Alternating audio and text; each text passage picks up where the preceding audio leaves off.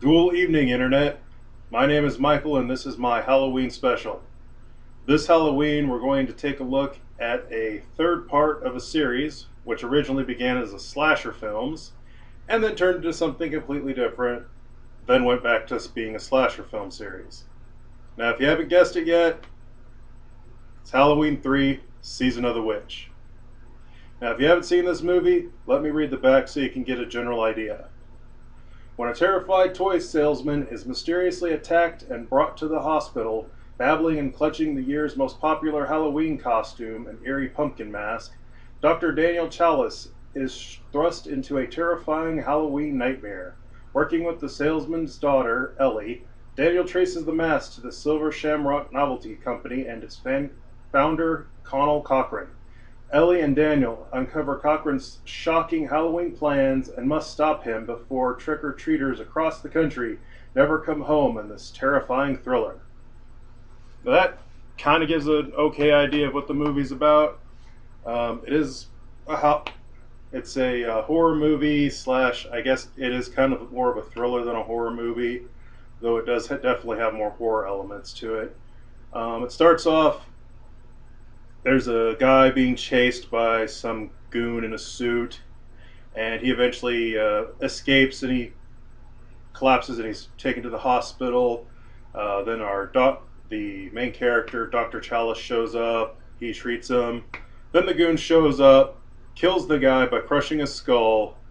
Then he's chased by the doctor outside, where he promptly sits in his car, covers himself in gasoline, and sets himself on fire. Then the car explodes. And this starts off the series of events which leads to the ultimate climax of the movie. The guy that died, the guy that was killed, turns out he was a toy salesman, and his daughter shows up. She was informed by the police, and she starts investigating his death, trying to find out why some guy killed him. The police say it was just some drug-crazed guy, but she knows it wasn't. Anyway, the doctor also he saw like the guy killed himself with the gasoline, and he's trying to figure out what's going on too. So he starts a little bit of an inquiry with the county coroner. He has like some strings he pulls there. Anyway, they eventually team up, and they figure out that the last place the dude had went was the toy factory where all these Halloween masks are being made. And throughout this entire movie, there's this really kind of catchy commercial where this little kid's head's going like this, and it's singing this song, and this company is doing a special giveaway on Halloween night at 9 o'clock. And as sort of an inside joke, they're showing the first Halloween movie, the one with Michael Myers, on TV in this movie before they give the giveaway. So anyway, the two go to this small town and investigate what's going on. They find out that pretty much this entire toy company is run by nothing but like Irish immigrants. And the town, when they get there, is really creepy. Everybody they see just sort of stares at them, and there's video cameras all over the place and stuff. Anyway, they stay the night at a hotel before going the next day back to they go to the toy company. And during that night, they meet two other salesmen who are trying to get their orders picked up. And there's this one lady who has a rather horrible death scene, the first one in the movie. And yeah, the graphics, they're not like super gory or anything, but they're good enough to be pretty creepy, especially because it involves a lot of bugs and stuff, and it's just, ugh. Anyway, they go to the toy company. They find something suspicious is going on, and they meet the villain of the movie, Colin Cochran. And I'll get back to that after I finish this plot. Anyway, they go back to town. Eventually, the girl gets kidnapped when they're trying to leave. Then the guy sneaks into the company, and he finds out what the plan is, and he tries to stop it, and there's just a bunch of stuff happens.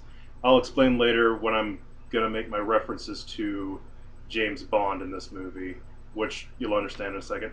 Anyway, that's the movie. It's a pretty good thrill. It's an okay horror movie. If you're expecting like a Michael Myers type movie, it totally isn't. but in and of itself, it's a pretty good movie. Now, what this movie actually is like a James Bond. It's like a James Bond movie if it was a badly done James Bond horror movie. Our James Bond character is the Doctor. If James Bond was an alcoholic, middle-aged doctor, he's not terribly athletic or anything, but he definitely gets into a lot of James Bond situations. But the best one is the villain, Colin. What is his name? Connell Cochran. Connell Cochran would do any James Bond villain proud if there was magic in the James Bond universe.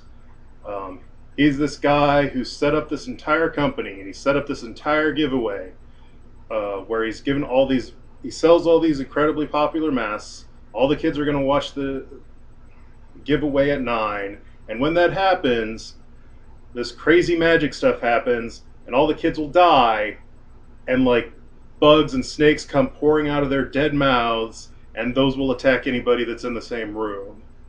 And this guy's doing all this because the planets are aligned, and he's trying to bring back the true meaning of Halloween. I mean, this guy isn't just some serial killer who kills a few people. His plan is to kill millions upon millions of children in a very horrible, horrible way. And this is a spoiler, he succeeds. But getting back to the James Bond analogy. So you got a Bond villain.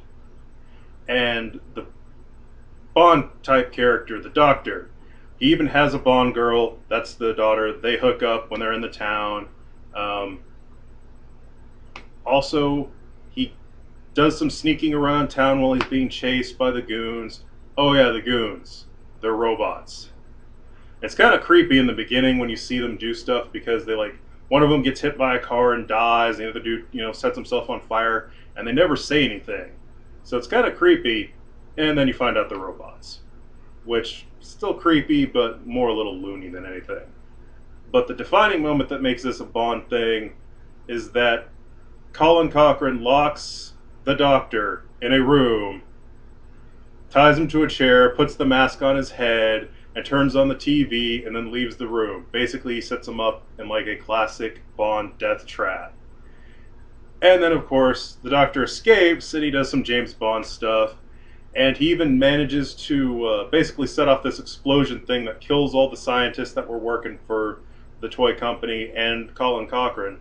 And when Colin Cochran, he sees it's coming, he actually goes like this to the guy. He gives him a clap. That's how awesome of a villain he was. So anyway, this movie is pretty dang good. I mean, it's got some really silly moments, and as a horror movie, it's not really the most scary. But if you think of it as sort of a horror James Bond movie, it's actually really entertaining. And there's a drinking game you can do by taking a shot every time you hear the commercial, and it's on a lot. So anyway, I definitely give this movie a 5, and I highly recommend it. And happy Halloween, everybody, and stay tuned for next time.